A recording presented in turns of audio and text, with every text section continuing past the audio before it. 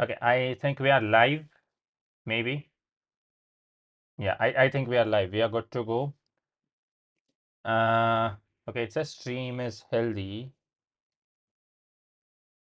Let's see.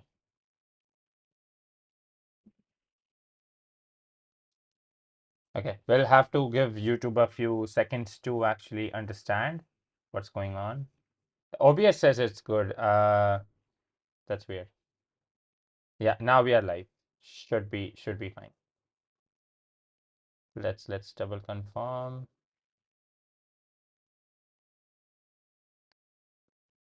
That's fine. The video resolution is okay. Okay, we are good. We are good to go. Hello everyone, whoever is here. We'll be discussing a few things this time. So let's get right with it. Let's just use Excalibur and continue with that. Okay. Hi Suraj. Okay. So a few things today that we'll be well, not discovering is we'll be discussing Llama 405, like what's up with that. We'll be discussing SearchGPT, which is technically the new product nowadays, and obviously something that we already talked about last time was CrowdStrike. So we'll be discussing that as well. So yeah, late OP. Yeah, I know we are late. The live stream started a bit late today, but hey, whatever. But yeah, is it just you, Suraj? Could you like drop a, I don't know, link or something in like the groups to let people know that it's time to join? Yeah. Okay. So first things first, I'm just gonna open up a few articles because we have a few important things. I'll go through this article. Oh, you did? Okay, perfect. Oh, I think this is the WordCast. Technically, they search GPT. Yeah. Okay, so OpenAI has introduced this new kind of a feature, which is what we call SearchGPT. Now, SearchGPT is it's kind of a very functional thing. So I'm assuming you guys have used Perplexity, right? So if you have used Perplexity over here, let's just remove extra stuff. .ai. Okay. So if you have ever used Perplexity, it's like kind of a search engine with AI, right? So you can basically ask it to do anything, and then it will use AI models like Sonnet and Claude and all of that stuff to actually just search the internet. Like that's basically it. Now, ChatGPT is kind of doing the same thing. Now, I don't have access to it to SearchGPT. It's like in limited beta right now. I believe there are only 10,000 people who have access to it. But if you actually go to the website, it so okay. So when you go to Google, the way we do Google search is usually we try to write keywords. We try to write keywords in like uh, like okay, this is what I'm looking for. Like for example, if I want to search for let's say some issue in Python, what I would do is I would search for the keywords, right? If I'm getting some sort of an indentation error, whatever, I'll just search indentation error Python 3.12. But nowadays, because a lot of the current generation is so used to typing stuff out as if you are asking a real person, you would type it as if like, hey, I'm getting an indentation error, this. Like there's just so much extra fluff, right? That's the point. And nowadays our communication is going more in terms of like a conversational manner, in terms of like actually searching with keywords. So that's what ChatGPT search is here to do, right? You basically ask it a question like, hey, can I see blah blah blah blah blah, instead of just searching for something. So for example, if I wanted to search what is the timetable for the Olympics 2024, like the current Olympics that is happening, what if I wanted to see the schedule? Usually, I would just search in Google that, hey, Olympics 2024 schedule or Olympics 2024 live or whatever, right? But if I was asking that to a chat, like if I was asking that to Perplexity, I would be asking more as like, hey, what is the schedule for Olympics 2024, blah, blah, blah, blah, blah, whatever, right? So yeah, you can actually see here in the options. Now, obviously, this is just more of a way to search in like natural language. Like this is just natural language processing more or less. And that's what they want to do. And Yeah, I mean, it seems like they make like a feed for you. So when you search, it gives you like a search thingy, and now it makes a feed for you. So like you have videos and all of that stuff. But I think it's cool. I think more products are needed. Uh, but yeah, I think it's a genuinely good product.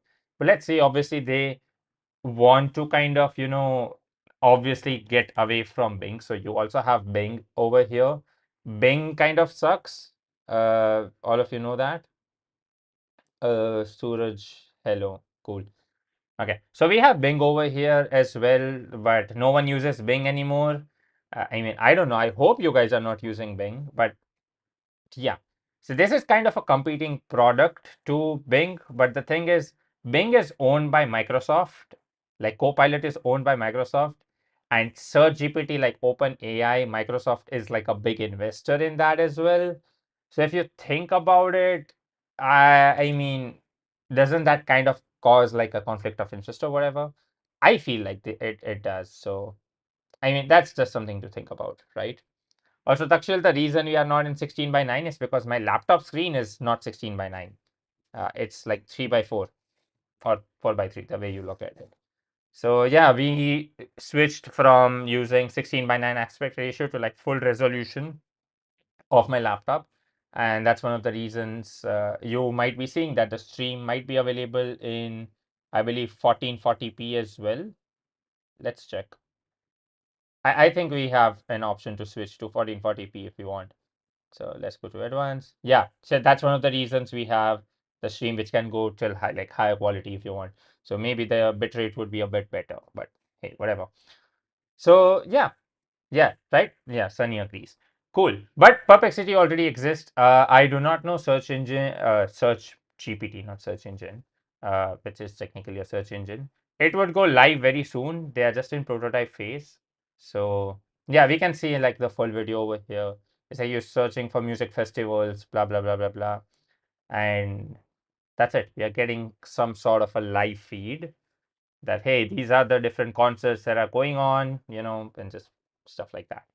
So yeah, I think it's also it's obviously getting links. It's not hallucinating, but I would be worried that it might hallucinate. It might give like a wrong answer, which Google does most of the time.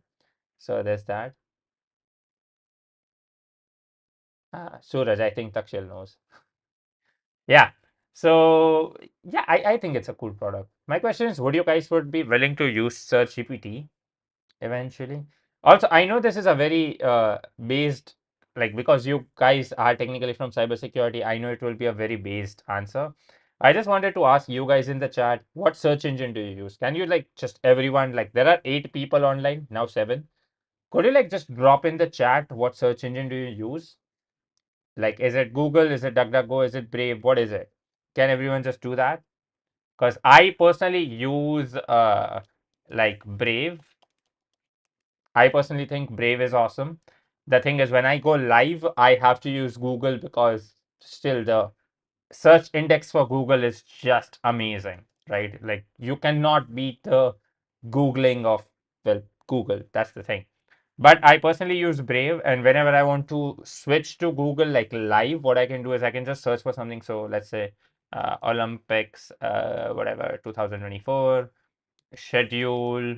And if I don't want to search this on Brave, I can just do like exclamation, and then I can just type G, and now it will go to Google automatically. So you can definitely do that. I mean, that's the thing. So Google, Brave, Google, DuckDuckGo. Okay, fair enough. So there are people who use that. Also, hey, India is, I guess, currently we are playing hockey right now. That's good. There's a break. Cool. New information. Yeah. Is there anyone who uses Bing in our chat? No. What I'm gonna do is I'm gonna do a live. Let's try to ask what search engine do we guys use. Let's do a poll live. I know you guys can see that. Can't see what I'm typing, but hey, give me a second. What search engines do you use? Okay, so there's Google, there's DuckDuckGo, there's Kagi, there's Brave, there's Bing. What else? Am I missing something? There's SearchX. There's EcoAsia. Search engine. I mean, Perplexity technically counts. Yeah. I don't think. Am I missing something? That you use many, but like which one? Come on. What do you mean many? Uh, what else? Are we missing something? So we have Google, DuckDuckGo, Kagi, Brave, Bing, SearchX, EcoAsia, Perplexity. I'll just say other, reply below. Sure. Yeah. Okay. I'll give an option to do multiple as well, so you guys can actually do it. Yeah. I sent that on the community thingy. But yeah, I guess that's a cool product. That's it. That was it for the segment. If anyone has any other questions on this, we can definitely uh well discuss. Cool. Okay, we'll see what are the results by the end of the thing. Now, the interesting part, and actually my favorite one, is Llama 405. So what happened is before a few days, I believe on Wednesday, uh, Meta released their open source model, like which is one of the most biggest model till date, like the huge, I guess, whatever. So yeah, this is the open source model. They released Llama 3.1, but technically they introduced three new models. So you have Llama. So let's just look at the models before I start, discussing. You use Yahoo. Takshil, why do you use Yahoo? Yahoo is even a search engine. If I go to yahoo.com, what do I get?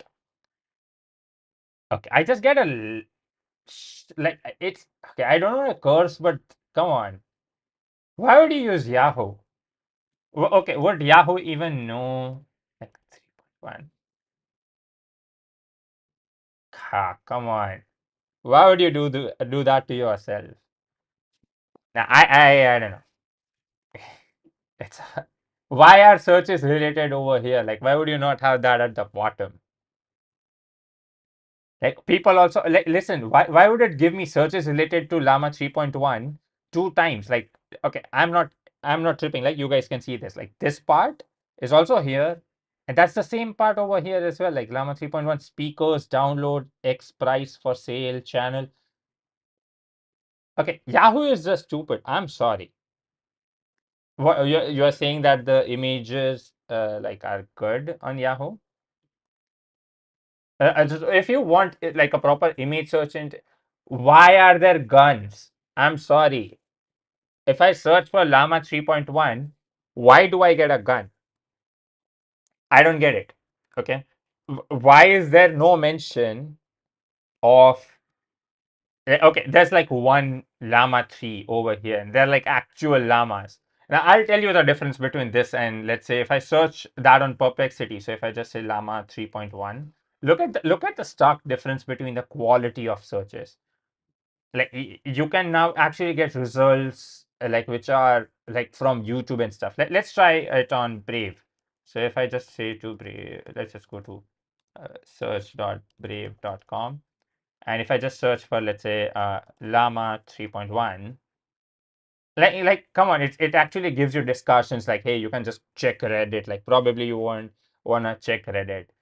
Uh, yeah, I don't know. Even Brave Images would be better than that. I'm sorry to dunk on Yahoo, but like, if I put them side by side, come on, it's not even close. Like, it's supposed to be from Meta. Why would it give me the gun? Llama used Llama 3A. Is that a pistol? That's technically Llama 3. Yeah, okay, that's the gun. Okay, now if I do that over here,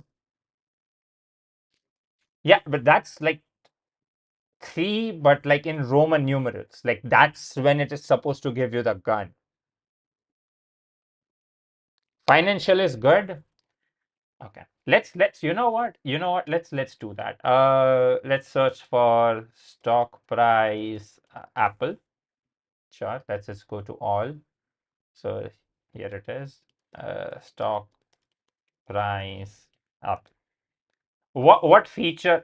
We are dunking very hard on this. Okay, what feature does Yahoo have that Brave Search does not? Okay, so it can give me a full chart, sure. Okay, what else? There's a digest button. I don't know what that does. Hey, that can actually give you a new summary like, hey, this is more useful. It's like using AI to understand the graph and shit. Python library. Oh, yeah, I understand. Okay, fair enough. You can use Quandle, I believe. Uh, Quandle Python library. I think you can use. So what you said, just search in both browser. What did I say?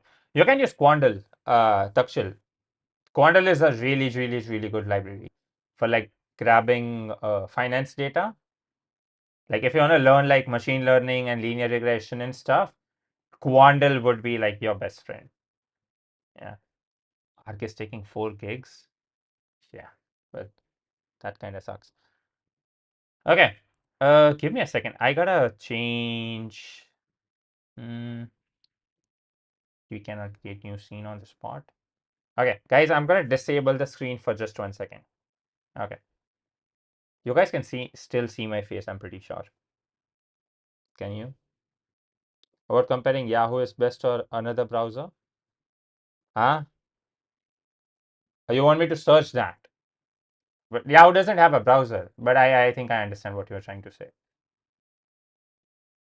Okay, we just. Mm, yeah, I'm sorry, guys. Give me a second. I think just my laptop is gonna overheat like crazy because I am overheating it kind of. I have like a lot of things going on. I even have like a machine learning algorithm training in the backend, so that's kinda bad. Okay, let's start the stream again. Okay, cool. Anyways, this is what you can do. Takshil is what I was saying. Quandle is good, whatever. Anyway, let's go back to what we were discussing, which was Llama 3.1. So thank you to Perplexity for actually giving us the whole thing. So there are 3 different models. So we have 8B, 70B, and 405B parameter sizes. Like there are 3 different sizes, and yeah, that's basically it. The thing is 405B, like that is the biggest model we have seen. Like 405B is an open source model. Get this, it's an open source model which goes toe to toe with GPT-4 and GPT 4.0 or like 4.0 or whatever you want to call it. It also goes toe to toe with Claude 3.5. The thing is, GPT 4.0 is actually a paid closed source model, right? But Llama is open source. That means technically you can download it and run it. The thing is, you wouldn't technically download Llama 405B on your computer because that would take 405 gigs. Let's actually see how much is the. Let's just go to Hugging Face. Yeah, Takshil, that ain't happening. You cannot do that. That's gonna suck. Okay, so if you go to 405, and this is 405, this is not instruct. This is going to be.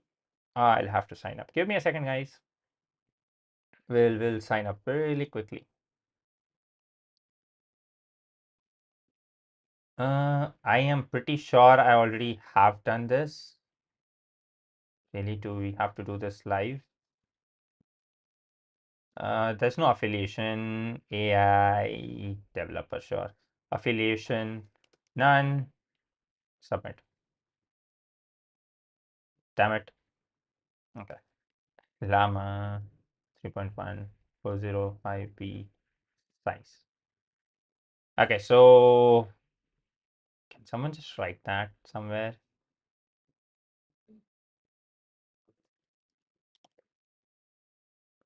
I should have. It's my fault. You know what? Okay, so it's somewhere around 800 gigs just as storage, and in wait, what? Did you say 250 plus? Oh, I think this is the RAM memory that you would need. Okay, so this is the amount of RAM that you would need to have it in storage. For some reason, we cannot check it. Like I don't know why. Yeah, this is the memory. Okay, fair enough.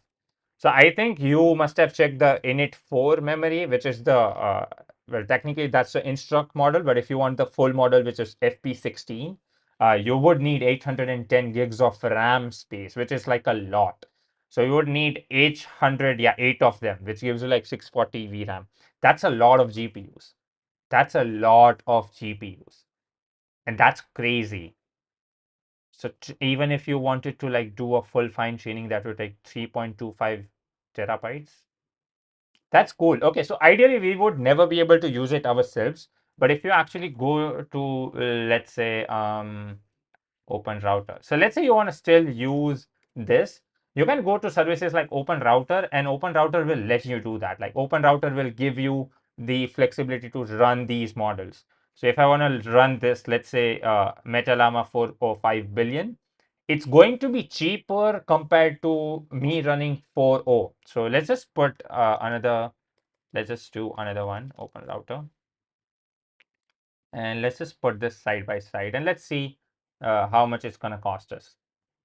So let's say I want to run, let's say GPT-4 mini.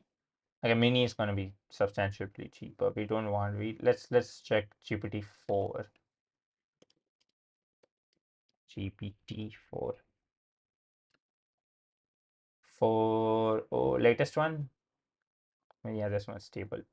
Okay, so if you compare the prices, so GPT-4 is going to cost you like $5 for input and $15 for output. Whereas if you look at like Llama, because it's open source, a lot of different places are actually using it. And now obviously you have like differences in speed and stuff.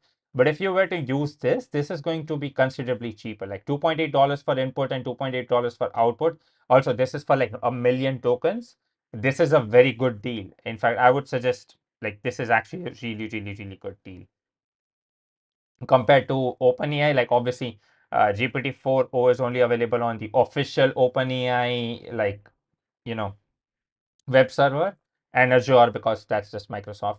So, but yeah, I think this is a really, really, really, really good thing. We can also search for Claude. Claude actually cost me a lot as well. So if I actually check 3.5, yeah, Claude is very expensive. $3 and it takes like $15 of output. So I have Claude 3.5 API. Like I just like put like $5 or something, and it cost me a lot. And the max output is like only 8K, whereas like Meta Llama max output is like 131K, and that's a lot. I might consider paying for Llama 3.1 online compared to well Claude. I mean, to each their own. I mean, each have their like strengths and whatever, whatever. But that's a good thing. What we are interested in is if you even go for the 8 billion model, which you can run yourself on your own computer. Like my laptop can run. It's gonna struggle. It's gonna almost die. But I can run Llama 3.1 on my laptop itself, like without internet.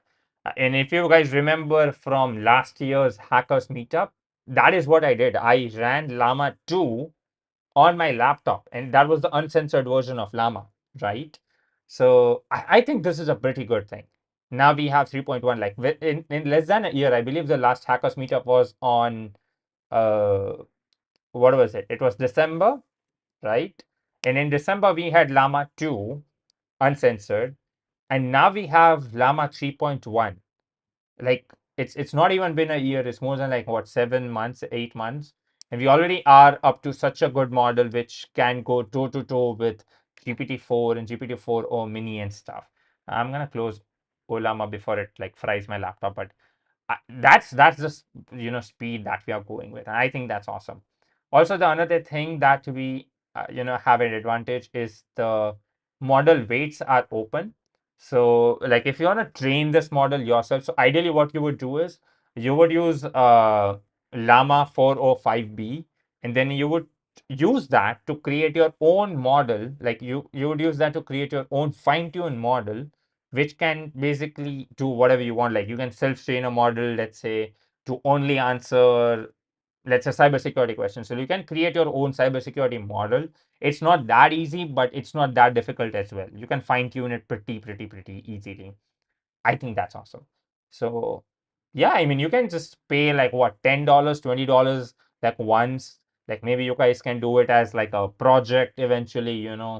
where you like what 10 people come together, put like 200 rupees, get GPUs on the cloud, and that's it. You can train your own model using the 405B. I think that is an amazing thing. So yeah, that's pretty good, right? Yeah, that's basically it. So yeah, if anyone has any questions regarding this, I'm more than happy to answer because I think it's a really good thing. Anyways, the third thing that happened, well, the one thing that happened last week was CrowdStrike. And the thing is, CrowdStrike has come out and discussed a lot of different things. So let's just search for CrowdStrike. Yeah. So now CrowdStrike has a report. It's a post-incident report, which usually you have it to discuss like, hey, what went wrong, what is going on, blah blah blah, all of that stuff. And they have a report. Now I'm not gonna read the entire report, but I want you guys to notice something. Let's go into reader view if we can. Can we go into reader view? Reader, no. Really? Did Arc just disable reader view? Give me a second, guys. We'll check. Okay, more settings. Do we have reader? Nope. Turns out we can't do reading. Cool. Anyway, so let's just focus whatever is going on. So tell me this, if you guys notice something wrong with this thing, can anyone tell me what is wrong with this specific thing? I'm going to increase the size so you guys can try to understand. And I am going to do something crazy. Let's just take this and I'm going to delete this div class. Yeah. I don't know if that's going to create more space or not. I don't think so. But hey, whatever.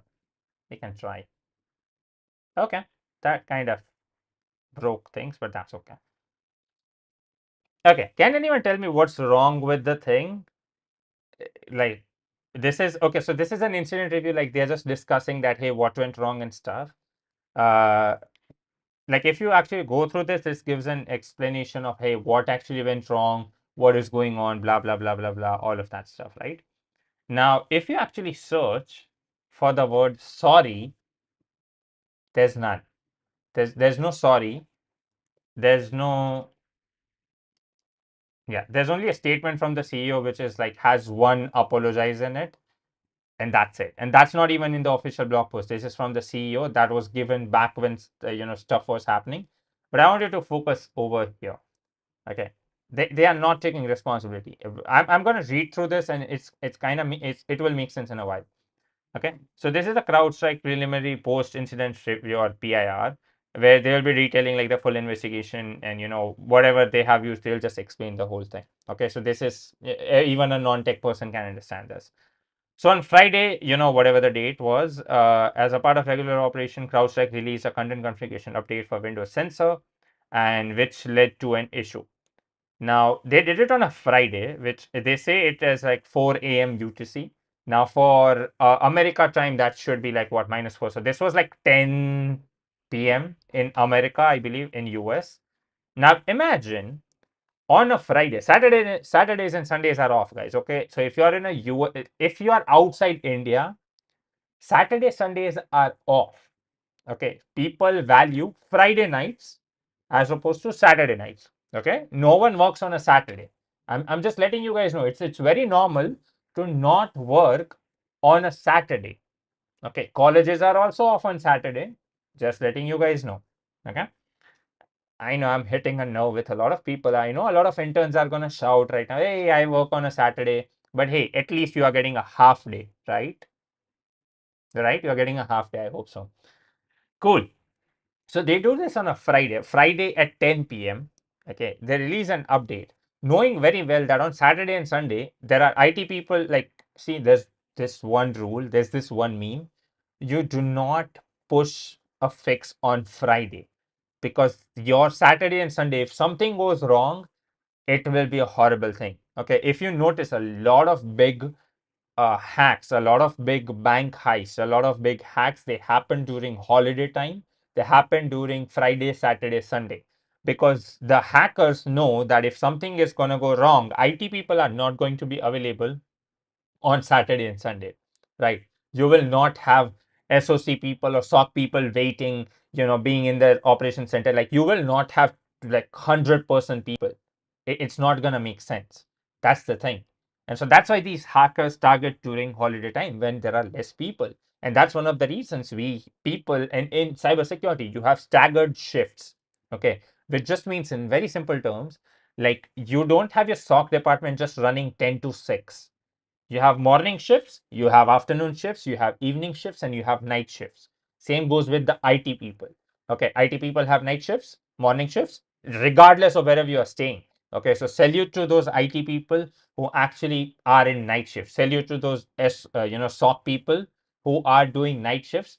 Because if they were not doing night shifts, even though I'm pretty sure people in SOC probably are just sleeping, night shift. But hey, whatever, it's a good thing. Okay, if they were not in night shift, a lot of things can go wrong. Okay, especially if you are an Indian company who has clients abroad. So that's kind of important. Anyway, so yeah, this was the thing. uh, I'm pretty sure I hurt a lot of people's sentiments, but hey, whatever. Also, I just got an email. We just got access to Llama 3.1. Like, we can download the file if you want. I'm not going to try to, but hey, whatever, just letting you guys know. Okay, I'm looking at the. We'll discuss things in a while.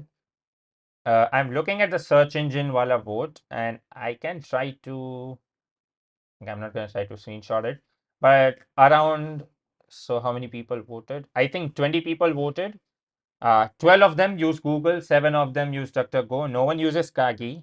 15 of them use Brave. I believe Brave is such a higher contender because of, I guess, a lot of people use Brave browser and Brave is just the default. A lot of people use Bing, like 6 people use Bing, and one person, Asta, uses Perplexity. I mean, makes sense. Good for you, Asta. Dark mode? Come on. What's wrong with the light mode? Okay, well, first of all, my laptop is in dark mode. Okay, we are in dark mode. The website is not in dark mode. That's not my fault. But I can totally understand why that would piss you guys off. So I'm gonna start a boost. So let's just, take this website and let's try to. Oh, we could have just zapped the whole thing. Do you guys like this? Do you guys like this color?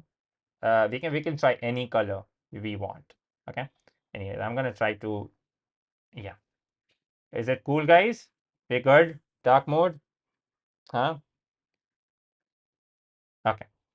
Whatever. So, also, just wanted to showcase. We can also do this. You know, we can also change the font if you guys want. Okay, any font. So I'm going to do that, and also I'm going to increase the size if you want. Yeah, fair enough.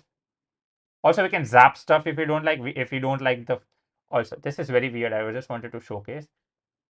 Yeah, okay, that's gone. If I don't like the contact us button, like if I don't want that, I can just open up the boost and let's zap it. I can just zap the contact us button and that's it. It's just gone. So yeah, this is boost. If you have an Arc browser, you can do that. It's the Arc browser. I think it will be Arc browser is available for Windows. Yeah, it is. You can download it for Windows 11, but it does not have the zapping feature as of now. But yeah, it's a browser that I use. It's a good one. Anyways, back to this. So yeah, what went wrong? So yeah, they have a template. Basically, I'm not going to go through all of this, but they have a template that they use, and they also have a testing software. And so when they actually pushed out the update, okay, when they actually pushed out the update, they are mentioning that they have two types of updates. Uh, when they actually pushed out the update, there was a testing software which kind of malfunctioned, and now there's just zeros in the entire file, which I mentioned in the previous blog, if previous live, if you actually check out the previous live, and there's just zeros in the entire file. So I believe I just draw it out right here. And because of those zeros in the entire file, what happened is, let's just try to, okay, not that many. Oops. Yeah, so whatever, there is like a lot of zeros. And because of those zeros, the Windows, Windows being Windows, tried to load this as a driver, and it did not work. And because this was a necessary driver, it just stopped. Everything stopped working, and that's basically it. More or less, that was the issue. Now, the thing is, they are not taking responsibility for this. CrowdStrike is not taking responsibility for this. They are blaming it on the template. They are blaming it on something else. They are blaming it on the testing software, like the test software which was there to make sure there's no issue had an issue, which is horrible.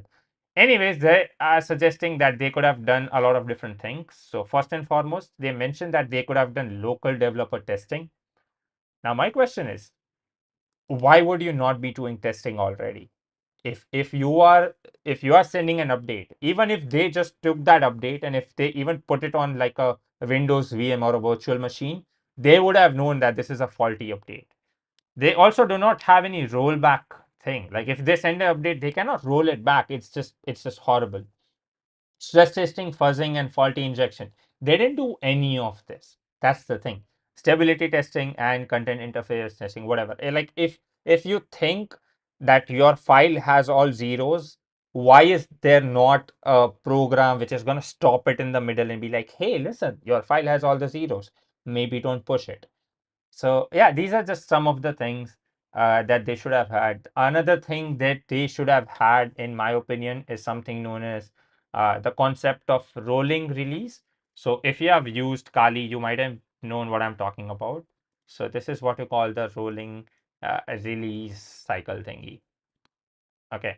Rolling release just means that instead of sending your update to thousands of people at a time, what you would do is you would send your update to 10 people, then 20 people, then 100 people, then 1,000 people, then 10,000 people, and then you would monitor if something is going wrong, if something is going right. That's what we call a rolling release instead of releasing everything together. This is actually very important in software testing, is because you would know if something is going wrong immediately, and it actually kind of gives you a lot of control over your software testing. So yeah, this is something that you should be using ideally. If you're not, something is wrong. Okay, this all, see, these are basics of software development. These are basics of DevOps. Like if you're a software company and if you're developing a software, there's so many things that you have to consider. Like for example, you have alpha environments, you have beta environments, you have development environments, you have different branches on GitHub itself. Like, hey, if it's working here, you test it, then it goes to the next environment, then it goes to the next environment, and then it goes to like the production environment, and then you actually push it in production. There's just so many different things, which I think you guys should know. Even if you are in cybersecurity, you should know these things, because I think they are just basic things. So yeah, how many of you have heard the rolling release? In fact, I'll tell you where you might have seen it. So if you go to Kali org, the default version that you go with, I believe, is called Kali rolling. I don't know if it's going to show up anywhere over here. Uh, but yeah, I think there's you see it somewhere inside the file, I guess. Yeah. So Kali has different branches. Yeah, Kali dev, Kali rolling only, Kali rolling. I'm pretty sure I've seen it somewhere when I use it for WSL or something. But yeah, that's basically what I'm trying to say. Like even if you see the release history, you have like Kali rolling differently, and yeah, there's just release history for this. But yeah, that's what you're supposed to have, right? Different releases for different things. Like even if you check, for example, Google Chrome. So if I just say Google Chrome uh, Canary. So if you notice, Google Chrome has different, like they have different builds. So you have a stable build, you have a beta build, and then you have nightly build. So they are like different builds of the same software, but the nightly build will have immediate changes. Whereas the beta build will have changes which are like kind of risky, and then the stable build will have changes which are like tested after everything. So that's the difference, right? You always have alpha, so like, sorry, stable, beta, and alpha. Similarly, stable, beta, and nightly, or well, here in this case, they just call it Chrome Canary. So yeah, no, Chromium is the underlying software project. Like Chromium is the actual project, and then Chrome is a development on top of that, right? So Chrome, like people who are at like Google, they're taking Chromium thing and they're trying to introduce feature. And then Chromium, like Google Chrome Canary would be the one where they're releasing all the features immediately. And then you have Google Chrome Beta, and then you have Google Chrome Stable, which is what a lot of you guys use. So yeah, hopefully that makes sense. So I gotta shut off this group. Give me a second. Where's the mute thingy? Okay. So yeah, that's what basically is this week. If anyone has any other topics to discuss, let me know and we'll discuss. Okay, can everyone like just drop their name? There are like 11 people. I'm really YouTube thingy. Everyone can just say hi or something. Can we get a hello from everyone just to make sure whatever is going on? I'm gonna wait awkwardly while this goes on. Whew. Okay, Sunny says hi. Rohan says hi. Okay, okay, I'm okay, guys. Officially, the live part is done. Like, I don't have much to discuss. If you guys have something interesting, we can do back and forth. Otherwise, I'm just gonna hang out with my students. And yeah, that's basically it. Oh, Isha is here. Disha is here. Okay.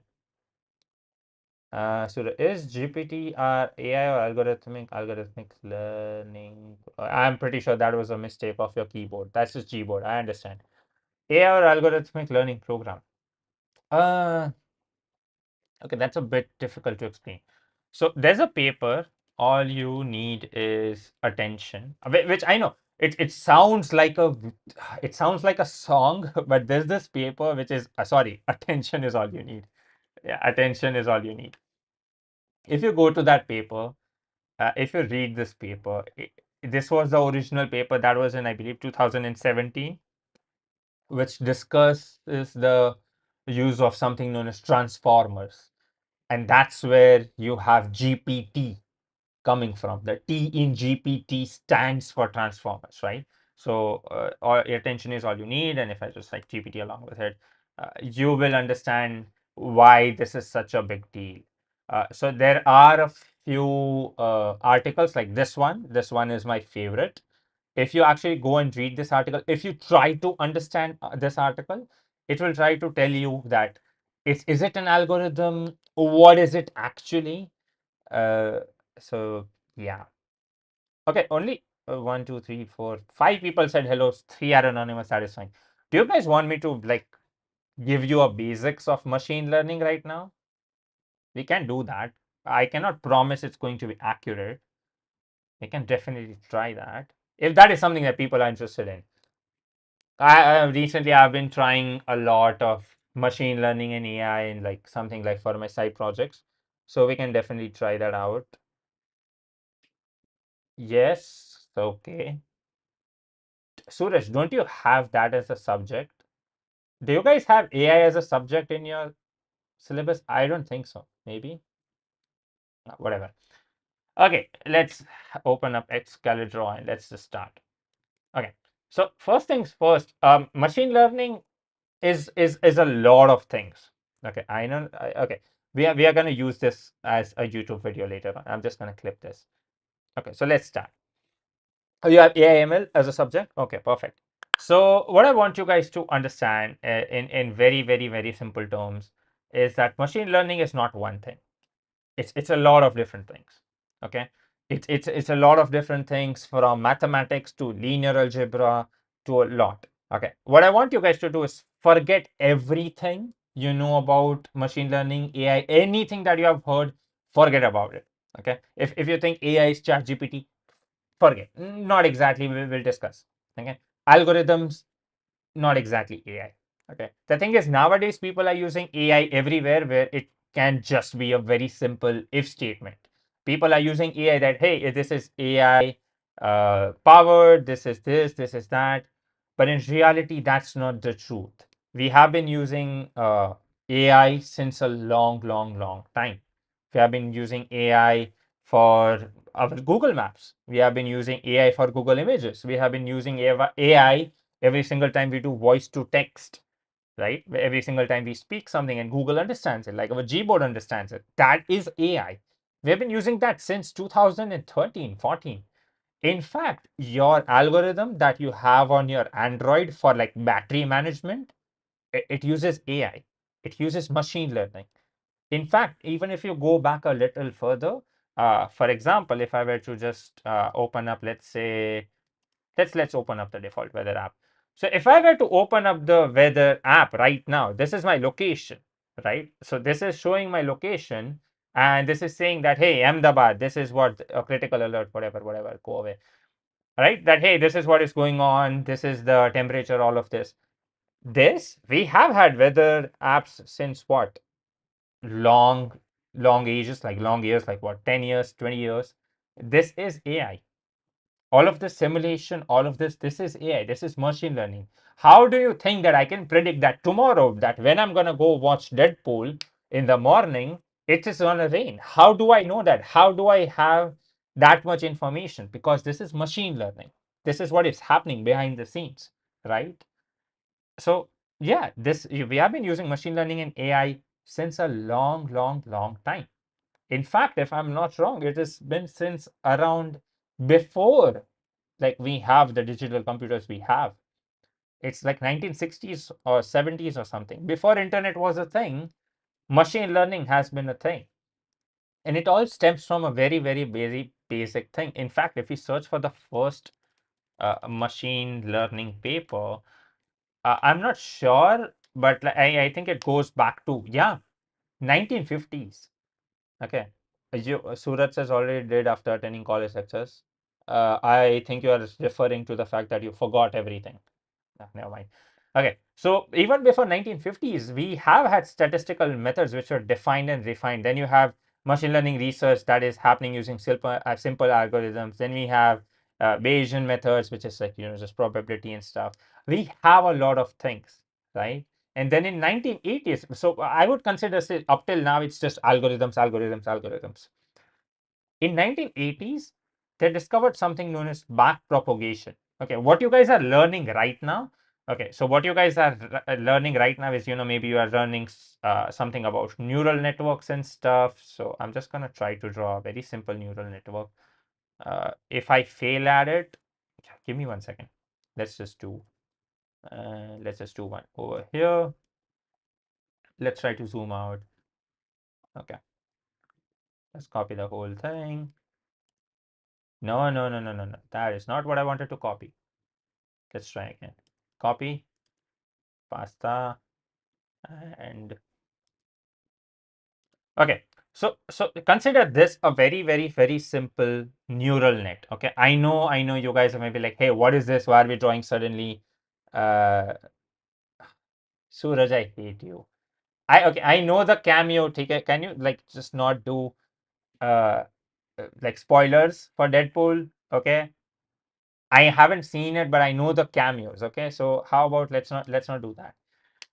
Okay, as I was saying, consider this like a very single neural net. Okay, so I'm gonna try to draw a few lines from here and there, which might make sense in a while.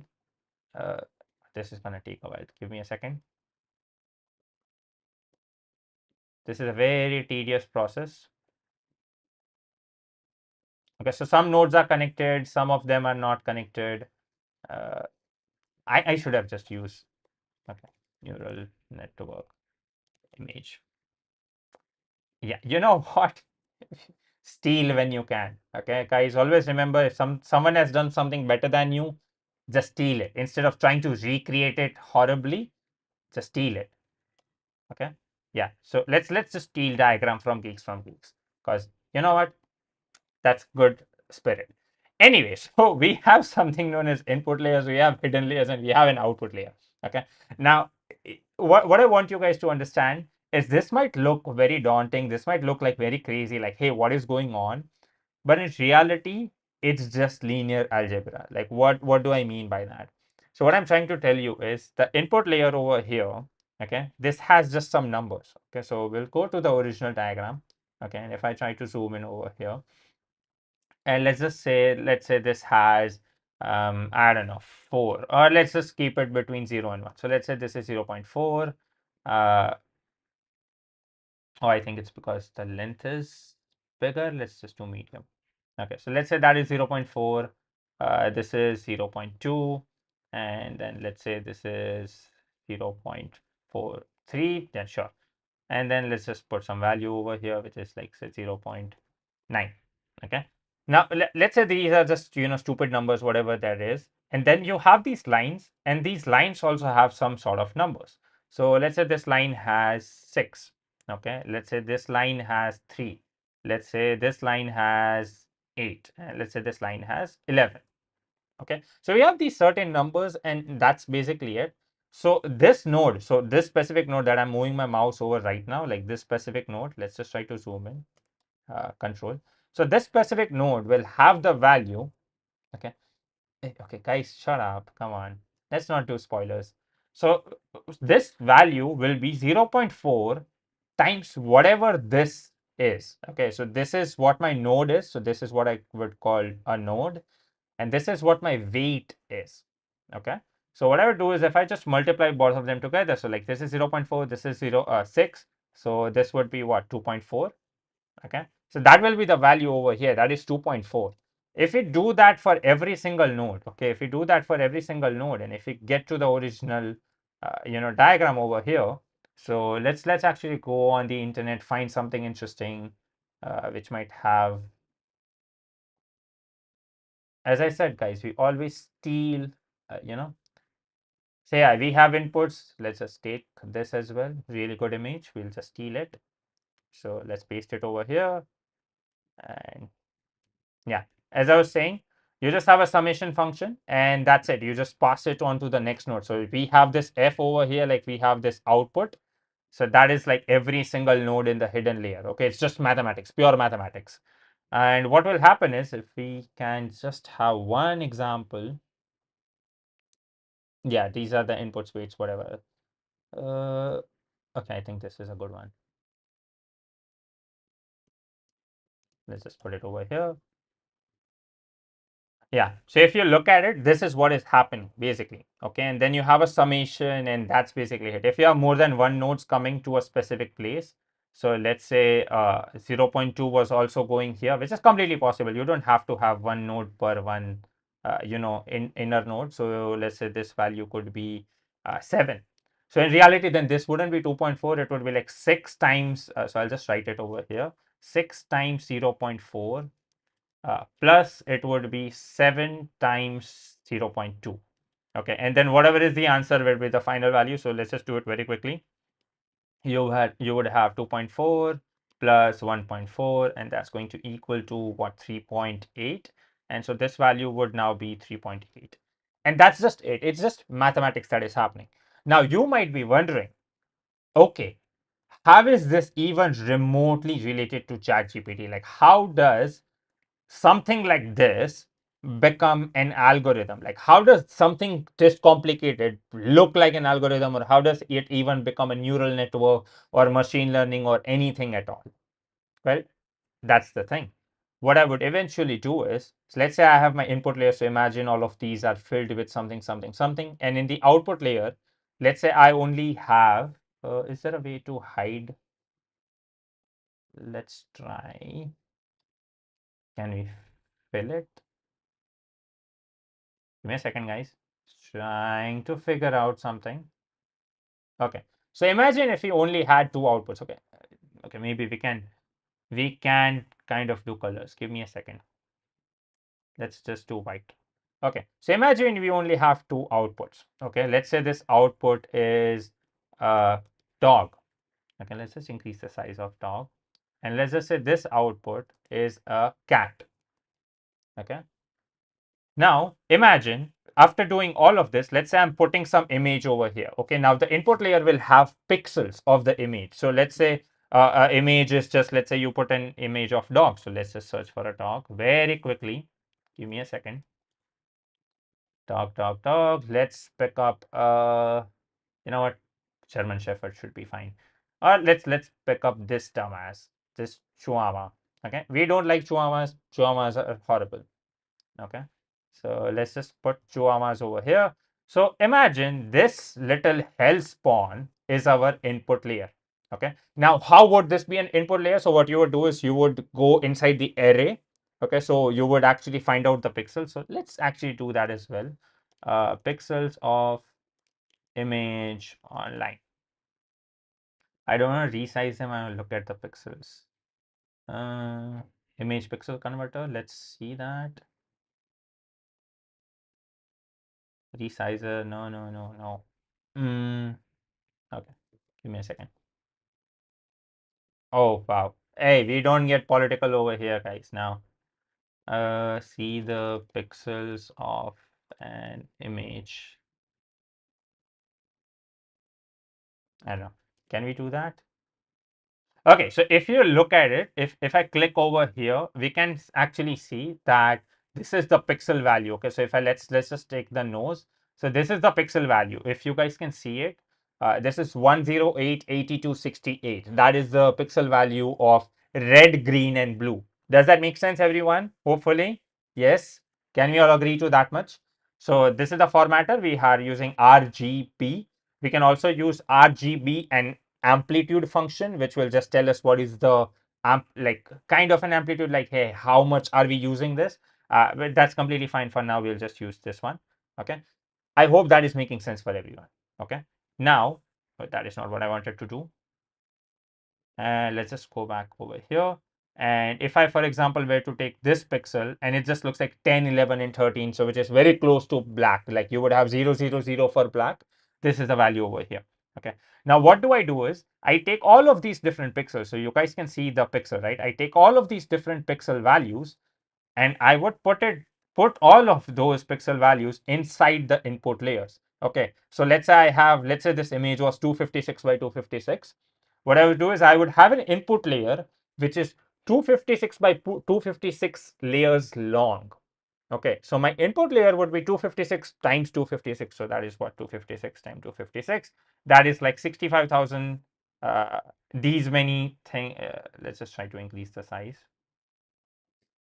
So this would be the size of my input layer. Okay, this would be the size of my input layer, and every single layer will have pixel values. Okay, now because this is RGB, what I would do is I would not use this image by itself. I would convert this image into a grayscale image, and then I would just use the value of brightness, and that will be inside the input layer. Then I will have some hidden layers. I have no idea what are the values of hidden layer. We don't have to do anything. It could be random values, and then I would have random values in all of these lines as well. And that's basically it. What I would do is then I would have an output layer. Now, what I would have a lot of different functions. I would have like some sort of normalization function. So I don't know if you guys know what is a normalization function, but let's say I have some values. Let's say I have 4, I have 6, I have let's say 8, I have 10. Okay, let's say I have these different values and I want to normalize them. So if I were to normalize them, so let's just find normalize values online. So let's just go to a calculator and let's just put some values inside it. So I'll just put 4, 6, 8, 10, 12. So if I will normalize them, these are my normalized values. So what I'll do is I'll find the middle point. That will be my 0, 0. And then each side I would have minus values like -1. I'm just normalizing the values. Okay. So after normalizing, so yeah, we have the mean, like consider it a mathematical function which would reduce the values in, let's say, 1 to 0. Okay, I believe right now they're normalizing it as a z-score, but I want to normalize between 0 and 1. So yeah, basically this is what you would do. You can check it online how you would do it, whatever. I'm not going to go through it, but this is what you can do. This is the function. This is what you can do. So because of normalizing of those values, right, I would get an answer over here which is between 0 and 1, and this is also between 0 and 1. And when I add them together, it should add up to 1. So this means, let's say the dog value is, let's say, 0.6. Then the cat value has to be 0.4. That's the only way, like it has to add to 1. That's the entire point. Okay. But you can, so for example, a neural network, that means is like what, 60% sure that this is a dog, and it is 40% sure that this is a cat. Now we know the answer. We know the answer that, hey, this is, this is an actual dog. So we will tell it. We will tell it that, hey, you are wrong. This is a dog. I want this number to be higher and I want this number to be lower. So what I'll do is I'll change some weights. I'll change some values over here in the hidden layers. I'll try to do something, I will try to find the gradient function. Once again, this is incredibly complicated and it is really difficult to explain online. Like I would have to draw a lot of different things, and maybe we can do it as a regular series. But I would change some values over here in the hidden layers such that this output layer, because it's just mathematics, guys, it's just mathematics. I can change some values in the hidden layers that every single time I give this picture of dog, it should say that dog is 1 and cat is 0. Like it is 100% sure this is a dog, it is 100% 0% sure it's a cat. Once I start getting this, this is my first image. Okay, this is the first image that I'm using. Then what I would do is I would go online and then I would get second image. Okay, so let's just take the second image and let's just use that. So now I'll use this image. Now, obviously, it will try to guess something that it would say, okay, this is 0.3 as a dog, and let's say this is 0. I don't know, 7 as a cat. Okay, once again, this is completely random. Okay, then we will tell it that no, no, no, no, hey, you are wrong, you are wrong. This is actually 0% cat. Okay, so we'll just say that, hey, remove whatever you have. This is 0 and it is actually a dog. So make some changes over here to make sure that the output is always this. So now the neural network has to always make sure, if I give this image, it has to say 100% dog. But even if I give this image of a golden retriever, a puppy, it still has to say 100% dog. And because there are so many variables and so many functions in between, you can tweak the values in such a way that this is what it is satisfying. Like this is satisfying a specific equation, and that's it. You can keep on training it on and on and on and on, like for like let's say 10,000 different images, and you can make sure that every single dog is always categorized as a dog. And then you also give it cat images that, hey, every single cat is always categorized as a cat, and that's it. That is what training is. That's how you train a machine learning algorithm. Okay. Once training is done, we show it a new image. We show it a new image of maybe a dog or maybe a cat. And then we ask that, hey, is this a dog or a cat? And that's it. That's what machine learning means. And then it can probably give us an answer. Once again, we do not know the hidden layers. We do not know what is happening in the hidden layers. We cannot actually, like, we can look at the weights and biases. Okay, we can look. So this is what the weights and biases are. We can look at it, but we can understand what one neuron is doing. But overall, as a whole, we will not be able to understand what is actually the computer thinking. Okay, so this is the weights and biases. Okay, so every single line, as I mentioned, this is the weight and bias. And the reason I said this is very important is, if you noticed on Open Router, when I actually opened that, let's say the Llama 3 page, let me just open up Llama 3 page. You can notice it says over here model weights, like the weights of the model. And these are the weights that we are discussing over here. Like these are the weights of the hidden layers, because this model is open source. Not just open source meaning you can download it, meaning that you can actually see what is inside the layers, and maybe you can use that to change it to something else. Maybe you can ask it to do something else. Now what now, every single time you hear parameters, like there's like 405 billion parameters, 7 billion parameters, 10 billion parameters, what are we talking about? What are these parameters? So parameters are these connections. So these connections that you see and the layers that you see, those are the parameters in a very, very, very rough sense. So the next time someone tells you, hey, ChatGPT has like what, let's say 8 billion parameters, or Llama 3 has 7 billion parameters, they're talking about the number of nodes. Roughly, I'm saying this is very roughly, the number of nodes in the hidden layers in the whole neural net. That's what is actually at the core of machine learning. It's actually just statistics and a lot of mathematics. Hopefully that is making sense to all of you. I know this took like what 15-20 minutes, but yeah.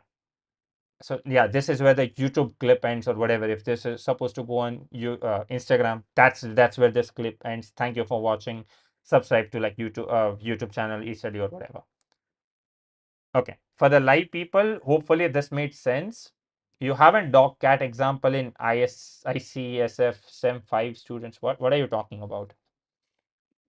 Were you taught this in college? I hope so. Because this is the basics. This is like 5% of the basics.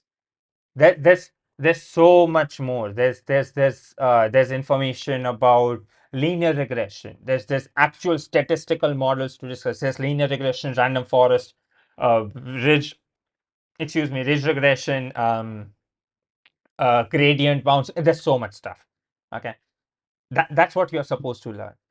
And once again see, I skipped over a lot of basics is because if I were to actually do basics, you guys would run away. Like there's actual mathematics in basics. So if I don't know, can I open up another Excalibur? It will just open this one. Can I? I'm gonna reset the canvas. I don't think anyone wants this mess. You can just watch the video. So if I see in reality, it's actually way complicated. So it's actually about graphs and linear algebra and stuff.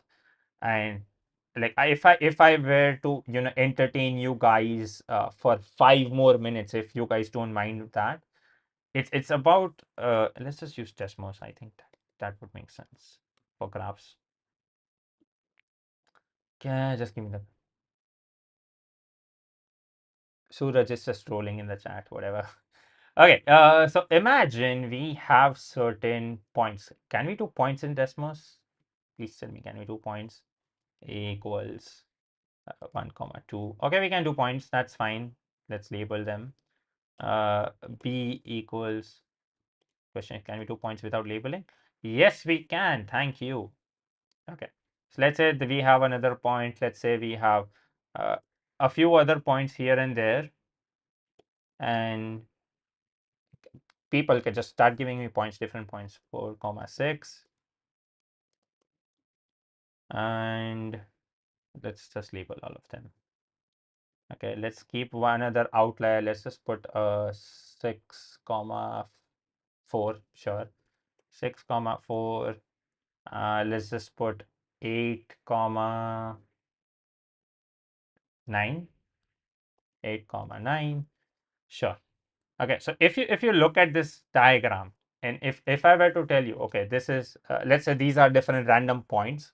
Okay, and if I were to tell you, so this is 1. Let's just do 1 for 2 as well. Let's just do 2 comma I don't know, 3. Sure. Let's see. So we have 1, we have 2, we have 3, we have 4. We haven't done 5. Let's just do 5 as well, just to maintain simplicity. So we have 5, 6. Did we divide into 7? Let's just do 7 as well quickly. 7 comma 8, and let's label it. Oh, we did do 7. My bad. I think we didn't do 8. So let's just do 8 comma 7. Okay, and let's just okay. So if I were to ask you, what is the value or what are you expecting for 10? If I were to ask you that, hey, 10, what are we expecting for 10? Okay, so imagine these are the different prices. Imagine the x-axis over here. Let's just take a screenshot. I think we should be fine if we take a screenshot over here. If Desmos doesn't freak out on us. So let's just take a screenshot of this, and let's just go to Excalibur draw. And as I said, steal if you can, no need to draw it yourself. Okay, so imagine we have these different points. Okay, now if I were to ask you what will be the output, okay, if I were to ask you what will be the output of, let's say, this point, like if I were to put 10 as a value. So just to clarify, the bottom line is what we call an independent. If I misspell it, please just excuse that. Independent variable. Okay, let's just increase the size of this. Okay, and we copy this because I do not want to make spelling mistakes. And this one is what we call the dependent variable. Okay, let's just make it sideways. Okay, so what it means is that the x-axis is responsible for y-axis. Okay, so imagine this is tax in India over time. So independent variable, that is time, and then the tax is increasing, which is a dependent variable, which is dependent on the x-axis. So the tax is kind of dependent on time and whatever. So once again, this is a 2D explanation. This graph could be 3D. This graph could be 4D, 5D. If there are 10 variables, if there are 10 independent variables and if there's like one dependent variable, this would be an 11D graph. But that's besides the point. Imagine one independent variable, one dependent variable, that's it. Now, if I were to ask you, what will be the value of 10? Could you guys tell me what will be the value of 10? Is it possible to tell me? Is it possible to like give a general idea? Would it be okay? Let's guess. Would the value of 10 be over here? Is it possible that the value of 10 could be over here? Or is it possible that the value of 10 could be over here? I'm horrible with drawing. Or is it possible that the value of 10 could be over here? Or is it possible the value of 10 could be over here? So imagine these are the four different points. So I'll just say this is A, this is point number B, this is point number C, this is point number D. Now just use chat. In the chat, just tell me out of these four options A, B, C and D, what is the most likely value for our 10, like x-axis 10? What will be the point which is corresponding with the 10 x-axis? A, B, C or D? What do you think would be the rough, like what is the most likely option is what I'm trying to ask. Hopefully that is making sense for you guys.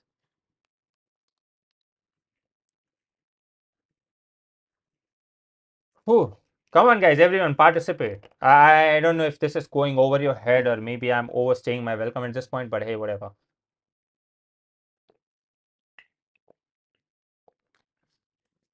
We should start learning machine learning. I'm pretty sure everyone would like it. Though I don't know.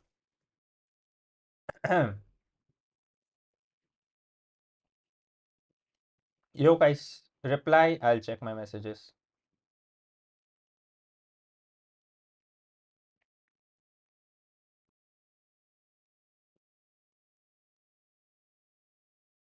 We have some responses in the announcement. Okay, still one person in perplexity.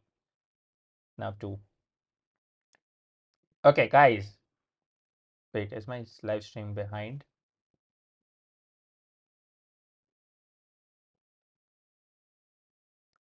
Okay, either no one is paying attention or I have no idea what is going on.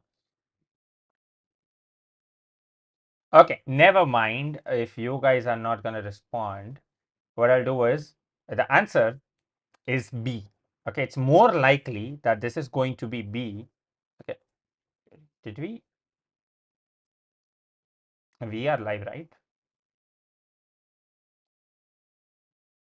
Sorry, guys, just have to verify some things while being in the.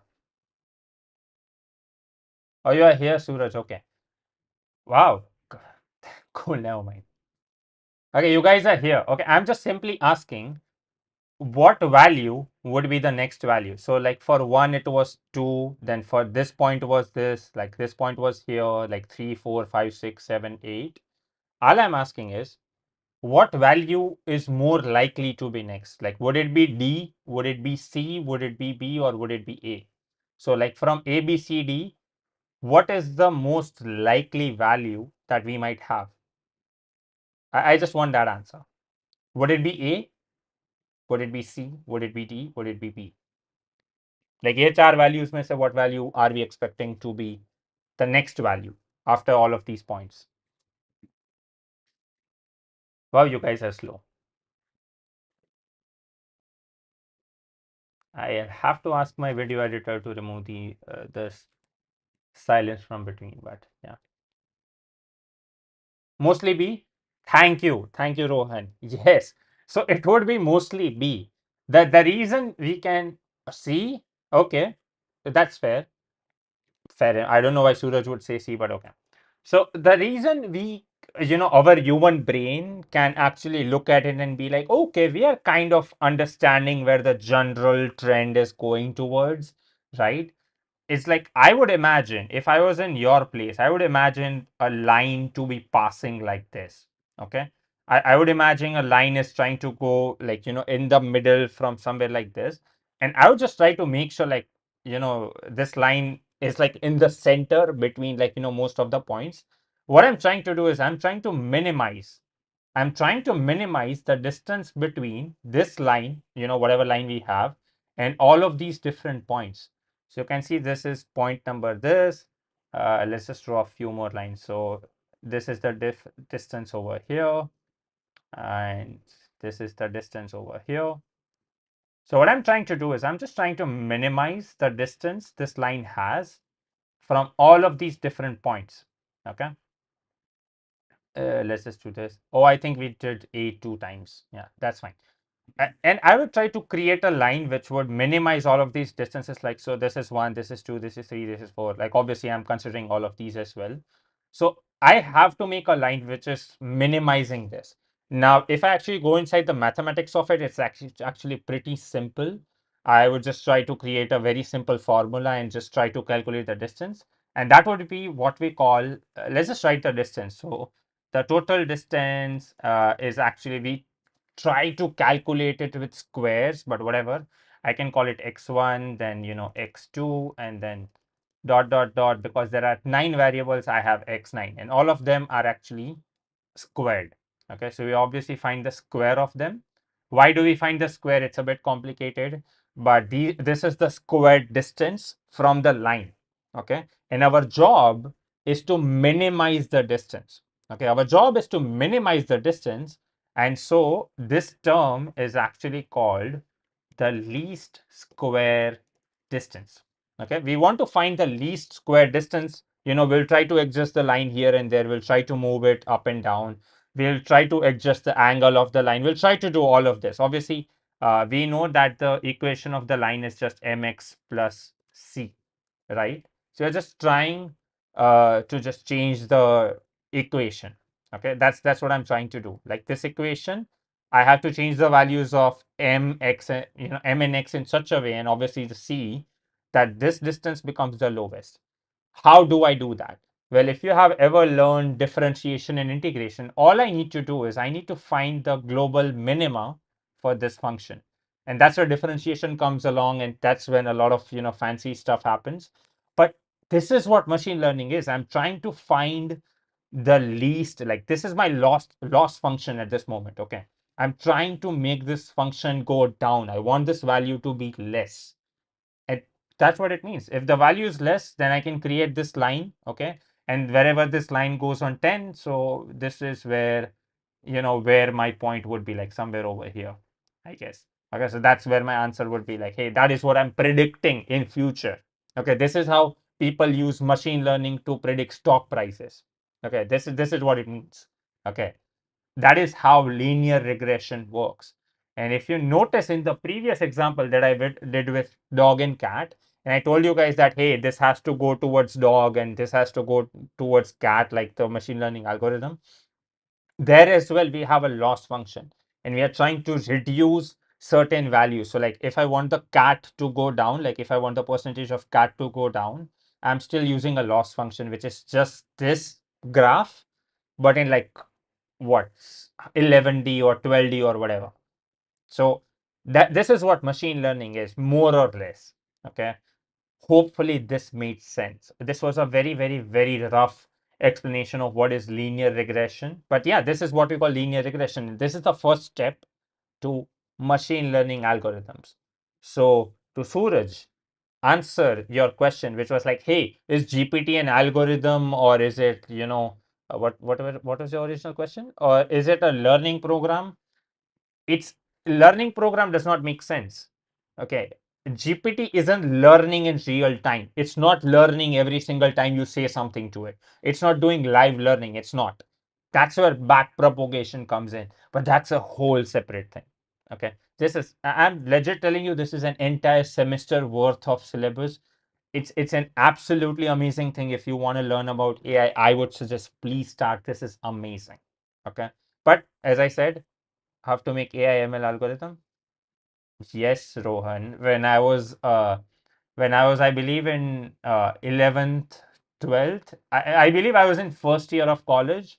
I created my own chatbot using convolutional neural networks. Before that, I created my own algorithm, not just using Python, but like my actual own neural net, like roughly. And I also created my own convolutional network. So yeah, to answer your question, yes, I know how to create that algorithmic learning program. So yeah, as I was trying to say, GPT is not doing that. GPT was made using tensors. Once again, it's so difficult to explain what a tensor is without actually getting into the nitty gritty of linear algebra. But to answer your question, it's I wouldn't call it an algorithm. It's not a set of instructions, it's not a set of rules, because an algorithm is a set of rules. Like, you are supposed to do this when you have this, you are supposed to do this when you have this. Whereas GPT or transformers or all of them, it's just linear algebra. It's just a lot of different values which do something. When you give it certain values, it works on probabilities. That's I your My answer would be neither, is what I would say. So yeah, without oversimplifying a bit, and I don't wish to oversimplify, because it's not that a simplified answer. So yeah,